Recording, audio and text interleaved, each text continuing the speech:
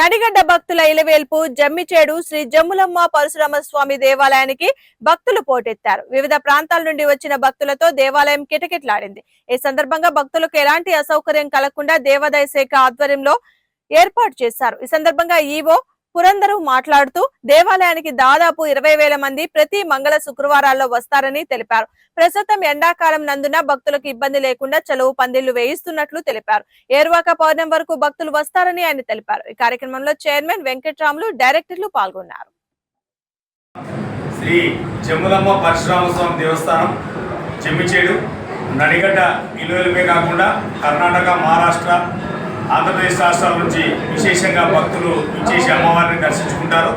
అయితే దాదాపుగా 2 రోజుల పాటు ఇప్పటి వరకు పూజా కార్యక్రమాలు కానీ మంగళ శుక్రవారాల్లో భక్తులు అధిక సంఖ్యలో పాల్గొంటూ వస్తున్నారు.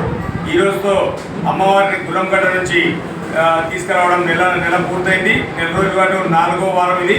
అమ్మవారికి భక్తులు అధిక సంఖ్యలో పాల్గొన్నారు. ఉదయం నుంచే భక్తులు తెల్లవారుజామున 5 గంటల నుంచి దర్శనానికి అనుమతించాము. ఇప్పటి వరకు దాదాపు 5,000 నుంచి 8,000 మంది భక్తులు దర్శించుతారని అంచనా వేశాము. సాయంత్రం దాకా 15 నుంచి 20,000 మంది భక్తులు దర్శించుకుంటారని చెప్పి అంచనాతో భక్తులందరూ అన్ని సౌకర్యాలు ఏర్పాటు చేయడం జరిగింది.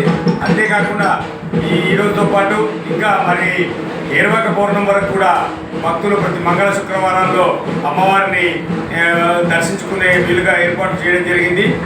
ఎండలు విపరీతంగా ఉన్నందుకు చలవ పందిర్లు, మరి మంచినీటి వసతి, తర్వాత క్యూ లైన్స్ ఇవన్నీ కూడా భక్తులకు ఎలాంటి అసౌకర్యాలు లేకుండా ఏర్పాట్లు చేయడం జరిగింది. కావున భక్తులు అమ్మవారిని దర్శించుకోవాల్సిందిగా కోరుతున్నాం. కావున భక్తులందరూ కూడా అమ్మవారి కృపకు పాత్రలు కావాలని చెప్పి కోరుతాం.